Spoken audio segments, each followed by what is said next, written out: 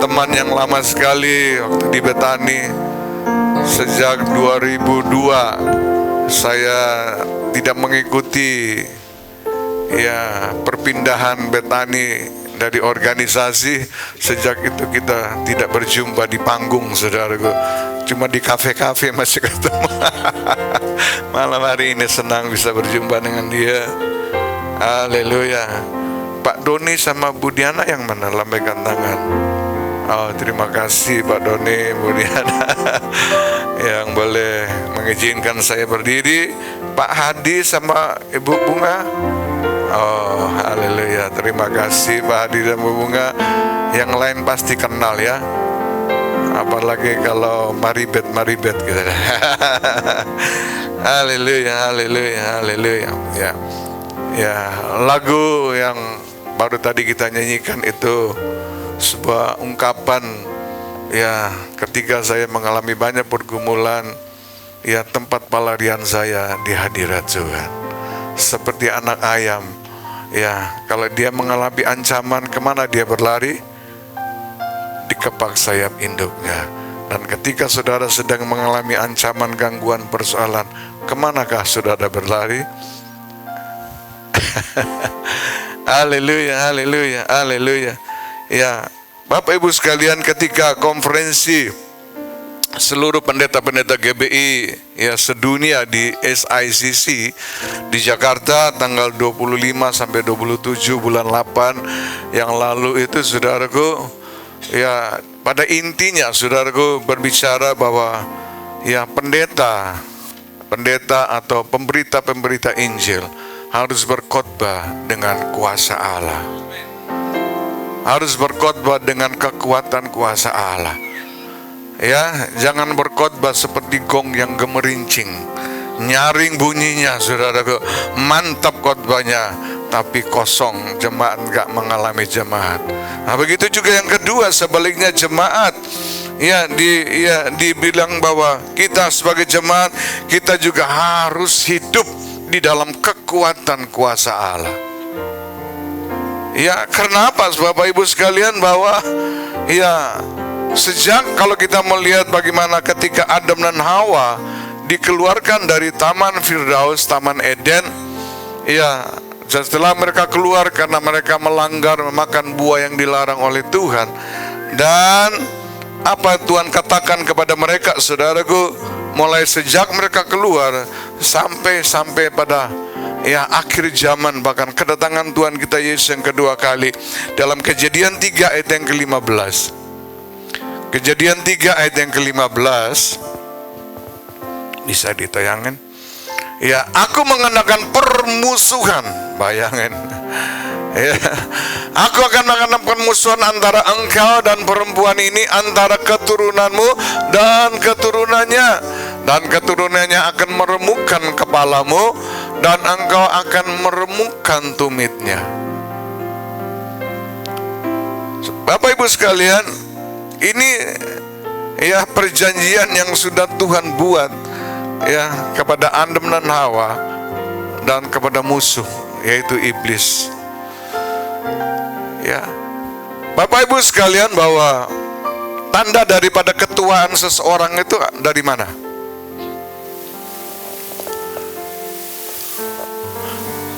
Anybody here? Tandanya dari mana? Tanda ketuaan. Loh, orang ini wis tuwe. Apa karena rambutnya putih? Ada yang semer putih lagi malah. Tanda ketuaannya, giginya udah merotol gitu loh. Pagarnya sudah mulai merotol. Apa tanda ketuaannya? Aduh, kita udah dengar orang sudah mulai manggil opa, oma gitu. Apa tanda ketuaan seseorang? Ketika kakinya tidak lagi bisa menginjak ular. Ketika kakinya tidak lagi bisa menginjak musuh, yaitu setan dan iblis. Amin. Tanya sebelah kiri kanan, kakimu masih bisa nginjak gak? Berarti kita sedang diberi kuasa oleh Tuhan untuk menjadi pemenang-pemenang. Amin. Oh, haleluya, haleluya. Bahkan dalam Efesus 6 ayat yang ke-12. Efesus 6 ayat yang ke-12. Papa perang. Ayo pegang senjatanya, kok pegang handphone? One, two, three, four. Nah, lali toh. Sebab peperangan kita bukan melawan darah dan daging. Yeah. Peperangan kita apa? Melawan penguasa di udara. Peperangan kita bukan melawan darah dan daging. Yeah. Peperangan kita melawan penguasa di udara. Sebab itu kenakanlah senjata Allah supaya kamu dapat melawan siapa? Ibu muslihat iblis. Sebab itu ambillah selengkap senjata Allah, lawan dan hancurkan musuhmu. Perang sebagai laskar Allah, kibarkan panji kemenanganmu.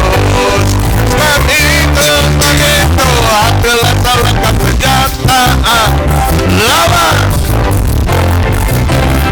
Perang sebagai laskar Allah, kibarkan panji kemenanganmu. Kibarkan panji kemana? Dua tangan kibar. Kibarkan panji kemenanganmu.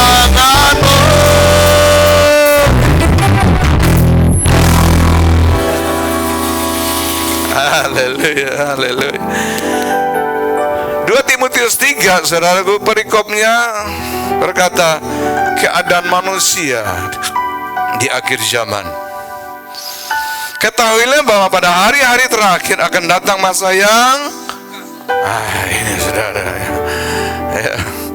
Apa kesukarannya itu? Kerja semakin sukar, cari kerjaan juga semakin sukar, bisnis semakin sukar, ya, hidup semakin sukar. Bencana alam di mana-mana terjadi di dunia, peperangan terjadi di mana-mana. Ya, antar bangsa, antar suku, antar ya teman dan sesama kita. Ya, ini yang sedang terjadi. Dan bagaimana dengan agama? Lihat ayat yang kelima. 2 Timotius 3 ayat yang kelima. Secara lahiriah mereka menjalankan ibadah mereka. Siapakah mereka? Orang yang beragama. Tidak perlu itu Bani Kedar, saudara dan saya. Ya, semua orang yang beragama dikatakan ya beribadah, tetapi sesungguhnya hakikatnya mereka memungkiri, menipu kekuatannya. Kekuatannya itu apa? Katanya itu huruf kecil. Kekuatannya itu apa? Itulah ibadah. Dan inti daripada ibadah itu apa? Ada yang tahu? Apa inti dari ibadah? Mesbah. Sama-sama katakan mesbah. Dan mesbah itu apa? Hubungan, relationship, keintiman kita dengan Tuhan. Itu inti daripada ibadah. Bukan liturgi. Nyanyi pelan, lagi cepat, ya, khotbah, kasih persembahan, pulang. Enggak. Inti dari ibadah adalah mesbah, dan mesbah itulah hubungan. Nah, Bapak Ibu sekalian, kita melihat bahwa ya kesukaran yang sedang terjadi hari-hari ini, bahkan yang paling mengerikan itu sejak COVID-19 ya 3-4 tahun yang lalu, Bapak Ibu, ya sepertinya gereja ini diobo-obo, ya jemaat diobo-obo, sehingga kita kehilangan kekuatan kuasanya, atau seperti anak ayam yang kehilangan apa? Induknya. Ya, bahkan sampai sekarang banyak sudah enggan mau beribadah, enggan mau bersekutu, enggan mau pergi ke gereja, saudaraku, karena mereka berkata, kan ada live streaming.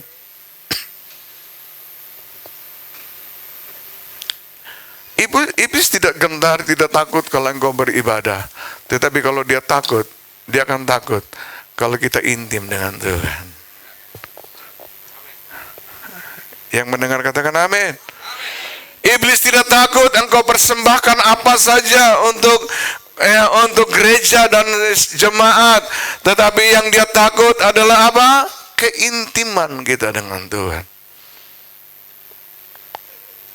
Karena lewat keintiman itu, Tuhan bisa berkarya dengan seluas-luasnya. Roh Kudus bisa berkarya dengan seluas-luasnya. Tetapi kalau kita tidak intim dengan Tuhan, Roh Kudus, saudaraku, tidak bisa berkarya dengan seluas-luasnya. Sebagai worshiper, saya bertanggung jawab untuk memberitahukan gereja dan seluruh jemaat. Ya, jangan tinggalkan ibadah. Amin. Jangan tinggalkan ibadah. Engkau boleh tinggalkan teman sebentar, bisnis sebentar, dan lain sebagainya. Tapi jangan tinggalkan ibadah. Nah, bagaimana supaya kita bisa hidup di dalam kekuatan kuasanya, saudaraku? Pertanyaannya simple. Di manakah alamat pemilik kuasa itu? Betul nggak? Kita mau hidup dalam kuasa Allah. Tetapi pertanyaannya, di manakah si penguasa Allah itu berada?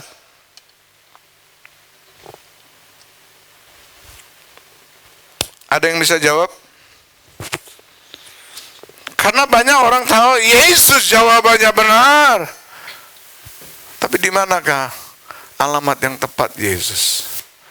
Kalau saudara sakit jantung, saudara berkata bahwa di Jakarta ada dokter jantung namanya Denny Boy. Denny Boy. Dokter jantung yang paling top di Jakarta. Kira-kira bisa ketemu nggak? Kalau mau ketemu dengan dokter Denny Boy, harus punya apa? Selain punya nama, punya alamat. Ya kan? Gak mungkin saudara pergi Jakarta, dokter Denny Boy, di manakah engkau? Aku lagi sakit jantung. Belum ketemu, sudah check out. Ada berapa banyak kita teriak juga, Tuhan tolong saya, Tuhan tolong saya, Tuhan tolong saya.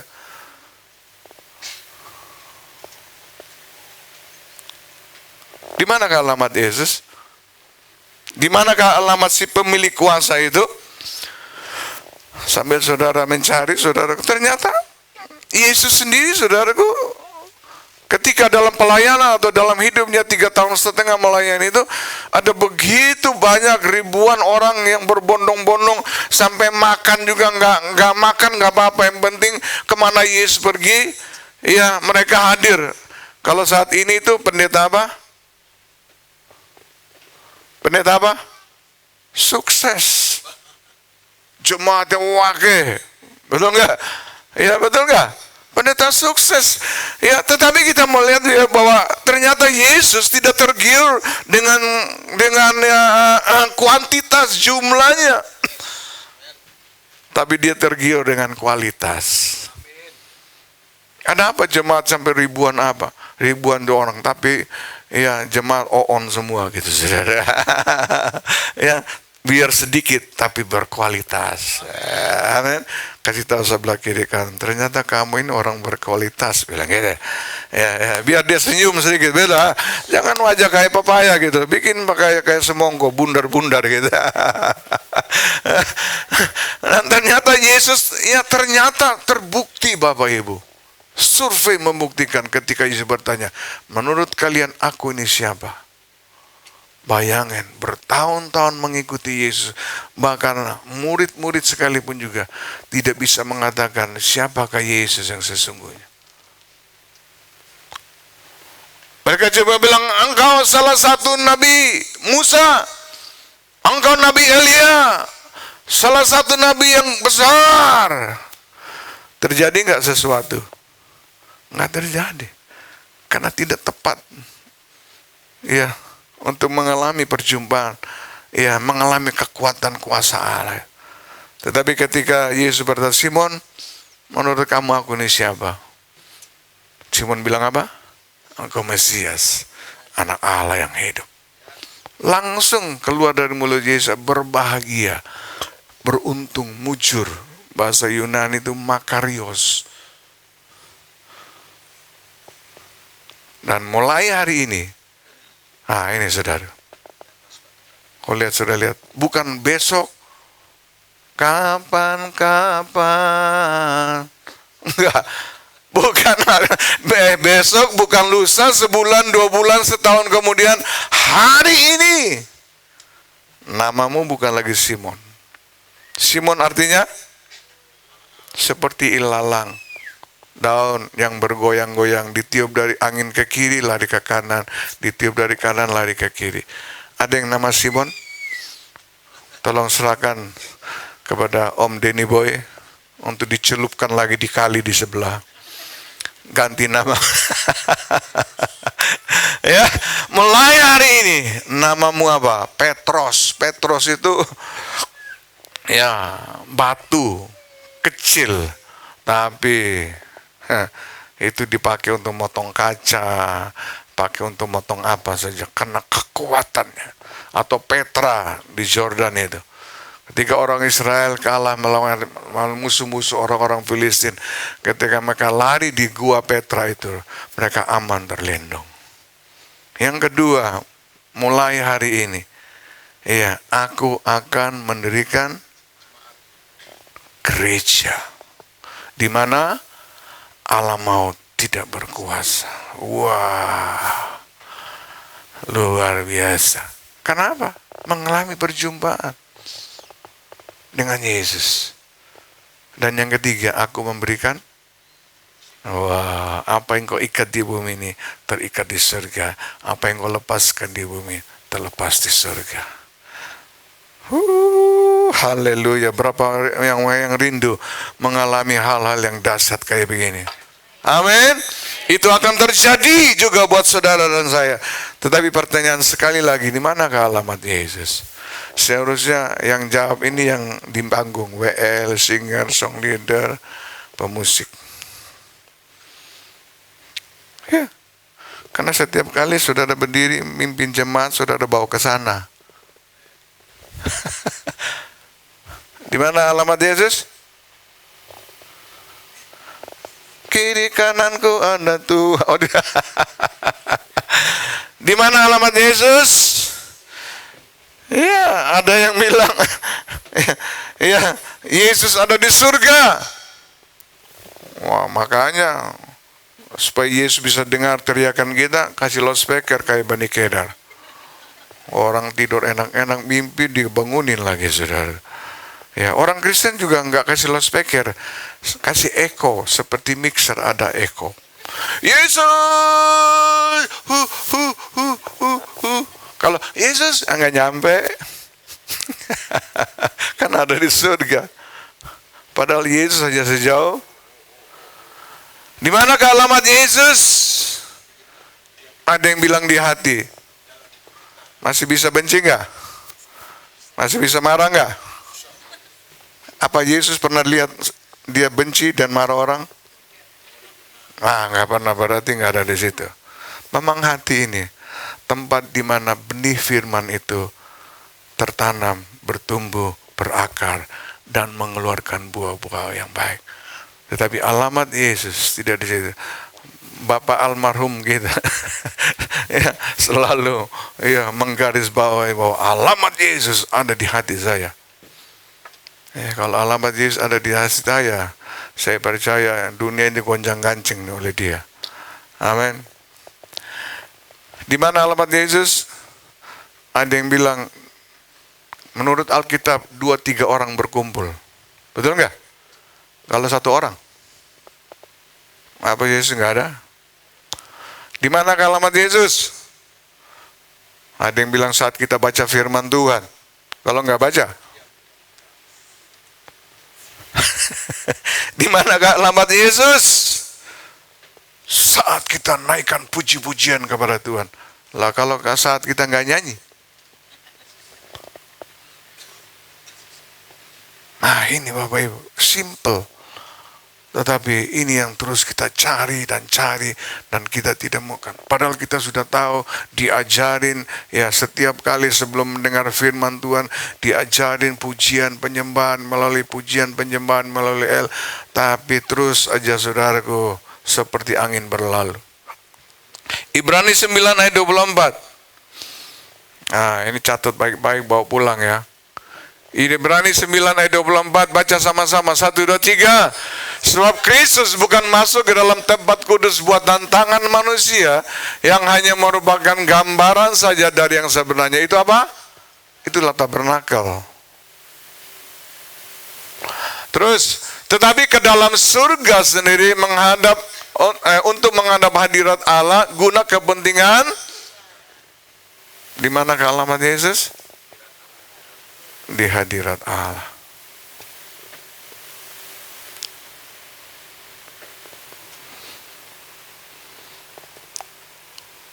Dalam Yesaya 51 ayat yang ketiga, Bapak Ibu, di sana dikatakan sebab Tuhan menghibur Sion, menghibur segala reruntuhan. Sudah tahu reruntuhan itu apa artinya?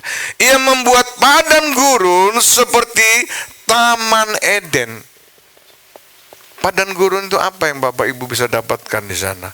Kering kerontong, reruntuhan, siang panas, malam dingin, banyak binatang-binatang berbisa yang sekali memagut bisa membuat kita inna lillahi wa inna ilaihi raji'un. Tapi Yesus bisa membuat padang gurun ya menjadi Taman Eden. Amin. Bahkan padang belantara seperti taman Tuhan. Di situ terdapat apa? 2, sukacita. 3, nyanyian syukur. Dan 4, nyanyian yang nyaring. Atau dengan kata lain, di mana saja hadirat Allah ada, padang gurun itu berubah ya menjadi apa? Taman Eden. Saya nggak peduli padang gurun apa yang Bapak Ibu hadapi saat-saat ini. Tapi Tuhan mengajarkan, mari kita rubah padang gurun, jadikan itu Taman Eden. Ada pendeta yang mengatakan, Tuhan itu ada di mana-mana, tetapi hadiratnya tidak ada di mana-mana. Menurut Bapak Ibu, benar nggak? Apa salah? Saya dengar ada pendeta juga di sini. Ada 2. Benar apa salah? Mari kita temukan jawabannya. Ya. Mari kita temukan jawabannya di dalam firman Tuhan. Apa itu hadirat Allah? Ya, kan dia bilang Tuhan ada di mana-mana, tapi hadirat Allah tidak ada di mana-mana. Ternyata yang dia ngomong itu tak perjanjian lama. Lihat aja ketika ya Tuhan suruh Musa mempersembahkan korban buat mezbah, ditaruh di tempat yang khusus. Itu buat tantangan ya zaman perjanjian lama kayak begitu. Ruang Maha Kudus itu hadirat Allahnya ada di ruang Maha Kudus, sedangkan di luar nggak ada. Ya, tetapi ketika perjanjian atau Yesus datang ke dunia, ketika dia mati, apa yang pertama dia lakukan? Dia merobek tirai bait Allah itu. Amin. Ya.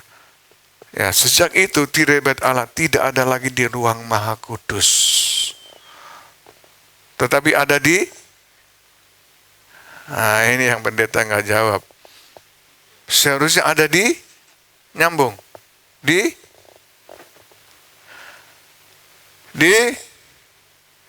mana-mana. Ya toh? Oke. Hadirat Allah, kata dasarnya itu hadir. Hadir artinya ada. Saya berdiri di hadapan Bapak Ibu, saya hadir di hadapan Bapak Ibu. Tetapi hadirat itu kehadiran. Hadirat Allah artinya kehadiran Allah. Jadi berarti di mana ada Allah, di situ ada, iya dong. Di mana ada kehadiran Allah, maka di situ ada hadirat Allah. Kan itu nggak bisa dipisahkan. Tapi dia ngomong Allah ada di mana-mana, tetapi hadiratnya tidak ada di mana-mana. Ya, kita tinggalkan itu. Saya kasih contoh, satu kali saya ada di rumah saya, tiba-tiba anak saya dari belakang atau dari kamar menjerit, "Papa, jariku berdarah, jariku berdarah." Anak saya tahu saya hadir di rumah dia, di rumah itu. Tetapi dia tidak mengalami kehadiran saya di situ. Atau sebaliknya, kalau saya hadir bersama dengan dia, pasti jarinya tidak berdarah. Setuju? Kenapa? Saya pasti ambil pisau atau silet yang dipegang. Betul nggak? Kita tahu Allah ada di mana-mana, Roh Kudus ada di mana-mana, tetapi pertanyaan, sudahkah kita mengalami kehadiran daripada Roh Kudus itu?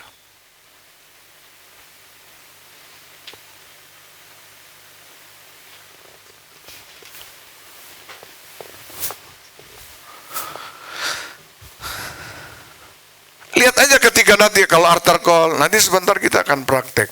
Firman Tuhan itu bukan hanya untuk didengar, tapi untuk dialami. Amin. Dia baik di gereja, baik di KKR, di lapangan bola, di mana-mana, saudaraku. Ada orang yang mengalami sakit yang sama, yang satunya disembuhkan, yang satunya enggak. Apakah Yesus pilih kasih? Enggak kan? Seharusnya yang satu sembuh ya juga yang sebelahnya sembuh. Nah, nanti kalau kita altar call, nanti ada yang mengalami ya sentuhan, jamahan, kehadiran dari para Roh Kudus sehingga manifestasi terjadi. Entah dia nangis, dia jatuh, dia lompat, atau kesembuhan dan sebagainya. Tetapi yang sebelahnya tole. Opo, kon ngalami apa? Ditako meneh, kon ngalami apa? Apa?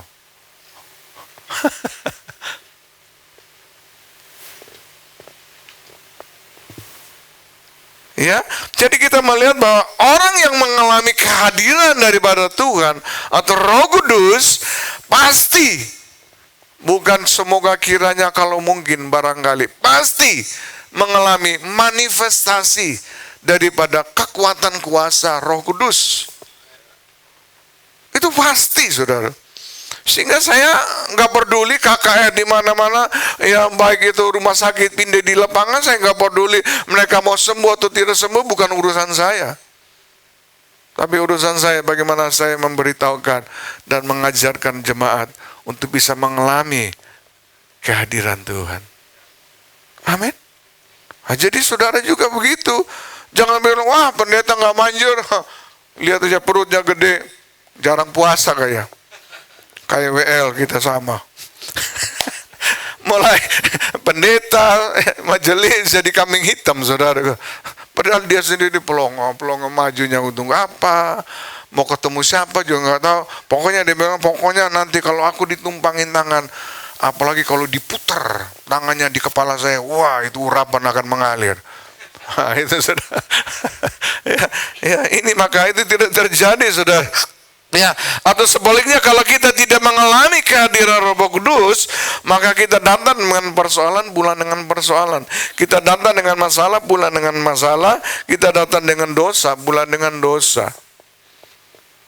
Jadi hidup yang kita hidupi ini, saudaraku, mari kita berfokus ya pada apa? Tidak hanya pada pekerjaan, minum, pakaian, memang itu penting, saudaraku. Tetapi yang sesungguhnya, marilah kita berfokus kepada hadirat Allah atau intim dengan Dia. Setuju, katakan amin. Doa yang kita panjatkan jangan terfokus ya kepada masalah makan, minum, pakaian, tetapi mari kita fokus kepada hadirat Allah atau keintiman kita dengan Allah. Nah, ini yang Tuhan cari, saudara. Coba saya kasih contoh. Ini hal yang sudah baku. Baku artinya nggak bisa dirubah. Undang-undang dasar itu baku. Betul nggak? Jangan kita coba-coba rubah titik komanya aja, apalagi rubah kata-katanya. Saya tanya, ikan ya diciptakan Tuhan untuk hidup kalau dia hidup di darat pasti itu baku. Tar ikan bilang, bosan Pak nyelam melulu. Sekali-kali gue mau jalan-jalan di darat, mampir molah gitu. Burung-burung di udara diciptakan untuk hidup kalau dia bilang bosan di terbang melulu, gue juga mau nyelam sekali-sekali nyelam gitu loh. Pasti itu baku. Jangan dicoba-cobain. Tanaman diciptakan untuk hidup kalau dia hidup di awan-awan gitu, pasti. Sekarang saudara dan saya diciptakan Tuhan untuk hidup di siapa yang ngomong? Di hadirat Tuhan. Ini baku. Ketika Tuhan menciptakan manusia yang pertama Adam dan Hawa, lalu Tuhan membawa mereka dan menempatkan mereka dan berkata, inilah tempatmu, inilah yang aku sudah tentukan, tetapkan buat kalian untuk tinggal di Taman Eden. Apa yang terjadi? Segala makhluk yang paling berbisa, berkuasa, yang paling menakutkan pun juga takluk semuanya di bawah kaki Adam dan Hawa. Apa kehidupan mereka atau apa pekerjaan mereka? Memelihara dan menikmati semua yang Tuhan sediakan. Wow. Tapi manusia di akhir zaman, kita diberi kuasa untuk bisa merebut segala sesuatu yang ada di bumi. Tapi banyak yang tidak diberi kuasa untuk menikmatinya. Betul nggak? Oh, haleluya. Lah kalau kita keluar dari hadirat Allah, rohani kita, saya kalau khotbah senang begini, jadi saudara yang enggak aja ngikuti gitu lah. Ya, kalau kita keluar dari hadirat Allah, maka rohani kita yang hidup rohana itu daging.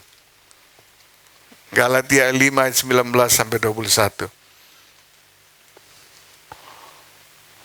Hidupnya dalam percabulan hawa nafsu. Matanya di jalan kemana seperti sinar X. You know sinar X? Kalau sinar X-nya jalan, ilmu cecaknya keluar. Nah, kalau saudara dengar ada cecak, bukan di dinding saudara, tapi di jalan, itu sinar matanya lagi berfungsi. Di sana pakaian 3 lapis tembus Bapak Ibu.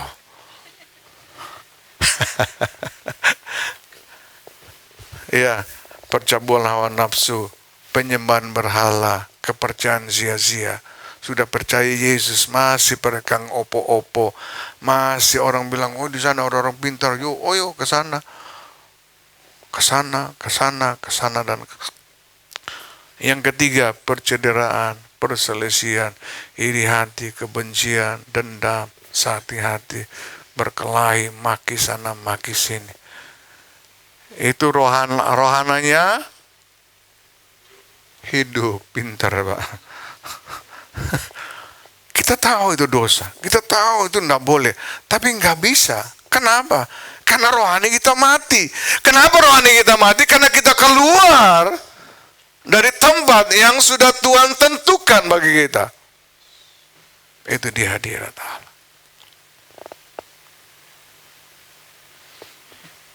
Jadi jangan berkata, Bapak itu, Ibu itu bang, udah dari sono begitu.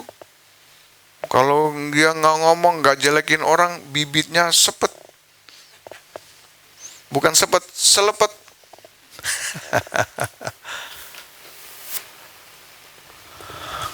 Kalau saudara berkata, aku memang gak bisa berubah kayak ini. Aku ini perokok berat gak bisa berubah ini. Aku ini pembenci sampai 7 turunan bakalan gak bisa berubah. Itu tandanya rohanimu mati. Malam hari ini Tuhan mau menghidupkan kembali rohani kita. Amin. Kasih tahu sebelah kiri kanan, Tuhan mau menghidupkan rohanimu. Ya, supaya hidup keluargamu seperti di Taman Eden, bilang, bukan di padang gurun yang kering dan kerontong, saudara. Nah, kalau ini singing pastor, jadi kalau dilakukan, saudaraku, ya orang kalau rohaninya hidup, saudaraku, lagunya kasih G Caca. Aku ingin selalu berada di hadirat-Mu. Aku ingin selalu berlindung dalam naungan-Mu. Yo nyanyi. Dibawa keempat sayap-Mu, Kau bawaku terbang tinggi, melintasi langit biru, bagaikan Raja Wali. Rap, rap, rap. Nah, mantap. Remnya nggak ngeblong, saudara. Tapi kalau itu Minggu, tapi kalau Senin sampai Sabtu, rohananya kumat. Seperti orang dikasih extra jos. Kodok. Iramanya sama, nadanya sama. 1, 2, 3, 4. Ayo. Kelelawar sayapnya hitam, kalau terbang di waktu. Ngeblong ya. Tadi udah dipuji, sekarang ngeblong. Saking nikmatnya. Bapak Pembina, Bapak Gembala, rupanya banyak kelelawar di sini, Pak. Aduh, malam hari ini kita harus bersihkan ya sayap-sayap kelelawar. Ganti jadi sayapnya Raja Wali. Amin. Tidak terbang ke sono, tapi terbangnya ke atas. Oh, saudaraku, yang kedua kita melihat perbedaan antara manusia rohana. Setiap kali kalau berdoa, Yesus, masihkah Kau dengar doaku?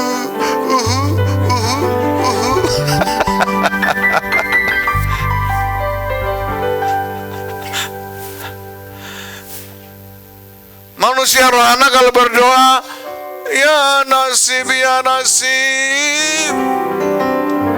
mengapa begini? Kecek. You know kecek. Ya.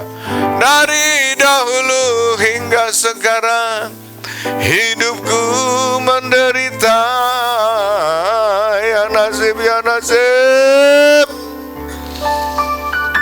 Air dari mata, dari hidung, dari mulut muncrat kabeh.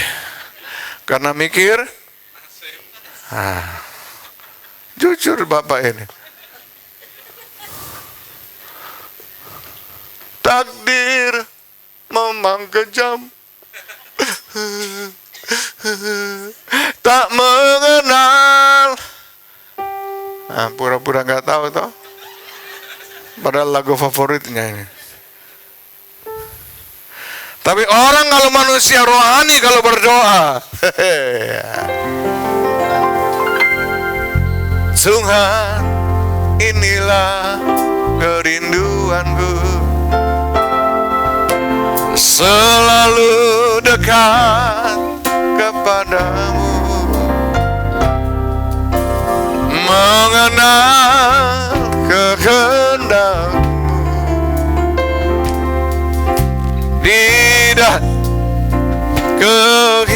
kehidupanku. Sama-sama. Tuhan, inilah kerinduanku. Apa rindumu? Selalu dekat kepadamu. Menyenangkan hatimu Yesus. Di dalam kehidupanku betapa senang di kediamanmu. Jiwaku rindu pelatananmu. Hatiku dan dagingku bersorak-sorak, ya Allahku yang hidup.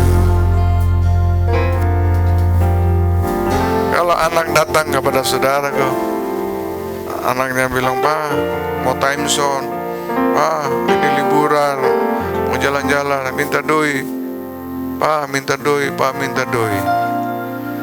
Tetapi anak satu datang, "Aduh Papa, aku rindu sama Papa." Yang dipijit-pijit lah. Kira-kira jujur aja, lo saudara lebih senang yang mana?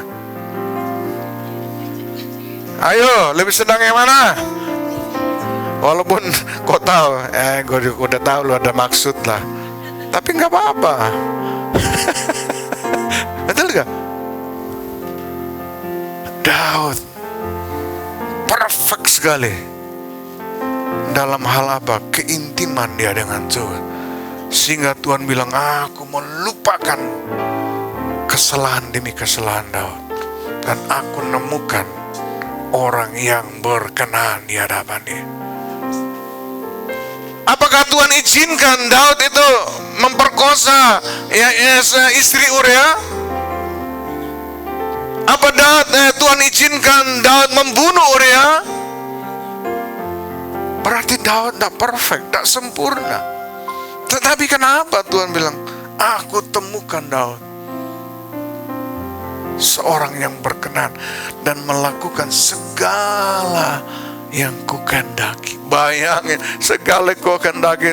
Tanyakan, kau temukan jawabannya itu di Solo, di pelayanan di Pak Freddy, yaitu intim di hadirat Tuhan. Wow. Haleluya, haleluya, haleluya. Ya, saya percaya setelah ibadah ini, pulang hari ini, hari-hari selanjutnya, Tuhan akan temukan saudara demi satu. Waduh, Tuhan bilang ada, ya walaupun ada persekutuan di mana-mana, gua mau di BCC di sini, di BCC aja deh.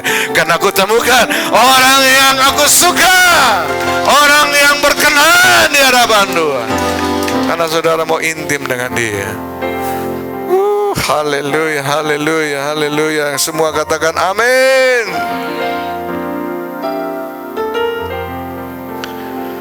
Saudara lihat, kalau kita intim dengan Tuhan, kuasa Allah itu luar biasa. Saya kasih contoh.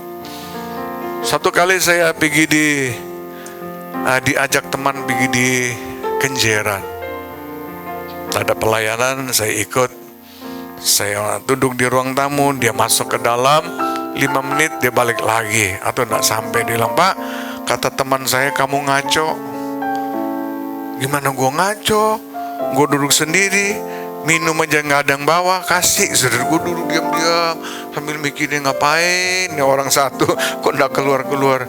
Dia bilang tiba-tiba gua ngaco. Wah, dia bilang, "Kamu ini yang benar aja deh. Ada apa sih kamu ini? Kok enggak mau cerita?" "Ya, gua punya persoalan." "Oh, sama, saya juga punya persoalan," saya bilang gitu. "Habis gimana?" "Ya, gue cari jawabannya." "Siapa?" "Dukun." Worshiper dibawa di rumah dukun. Saudara tahu, dukun itu kalau dia panggil setan itu, tiba-tiba pulpen itu bisa jalan sendiri, kasih jawabannya. Setan apa namanya? Setan apa? Lihat lagi Papa, pengurus. Ciri-ciri setan hafal mati punya. Bukan hafal aja, hafal mati punya gitu loh. Artinya nggak ragu lagi, saudara. Enggak bergurau. Tapi Roh Kudus ada di samping Bunda. Di Roh Kudusin, Roh Kudus toh yang gua tahu. Dia celup. Ya.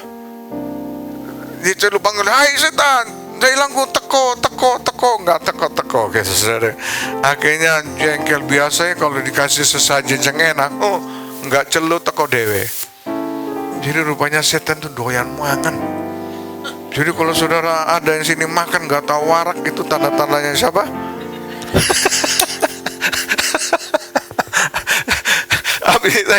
Kenapa lu nggak mau datang? Dia kasih jawaban yang tepat.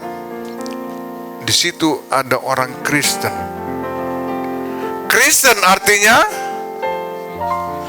Kristus artinya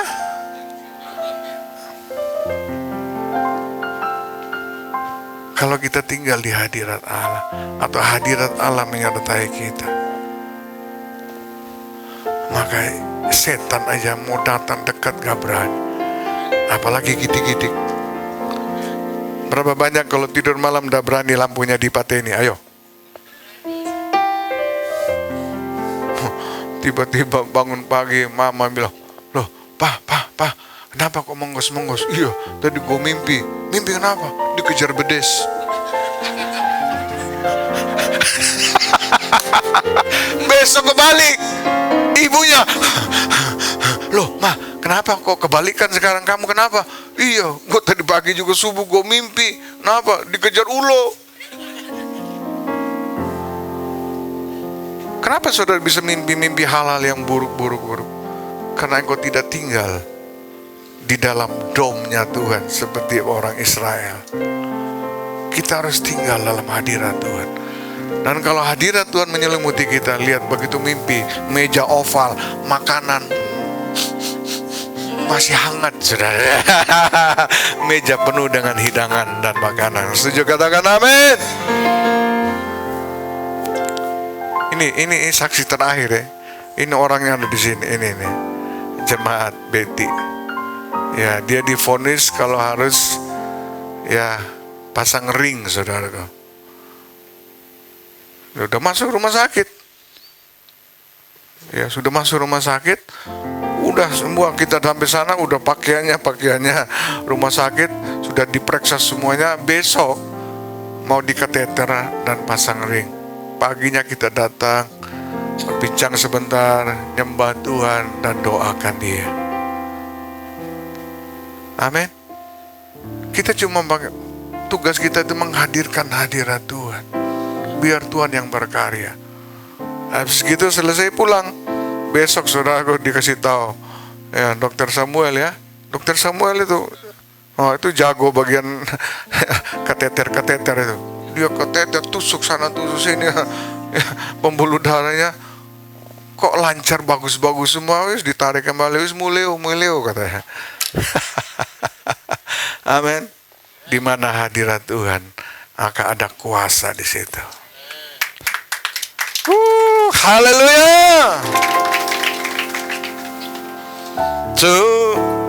Tuhan aku berapa banyak intim dengan Tuhan.